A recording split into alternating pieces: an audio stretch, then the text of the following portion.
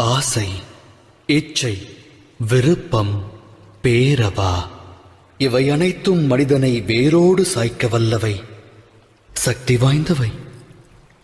மனித வாழ்வில் அடங்கியது யாதென எவரேனும் வினவினால் அதற்கான தம் விடை யாது? சற்றே சிந்தியுங்கள்.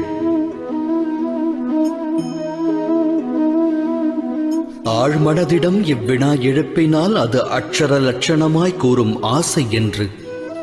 ஆசை யாரை விடும்? அது அனைவரின் மனதிலும் வேரை விடும், தம்மிலும் ஊற்றெடுக்கும். 8 திக்கையும் வென்றவர் உண்டு, விண்ணையும் மண்ணையும் ஆண்டவர் உண்டு. ஆனால் ஆசை வென்றவர் அண்டத்தில் இல்லை. ஆசையெனும் மோகத்தை தேடுவதன் மூலம் அனைவரும் அலைவர் அல்லும் பகலும்.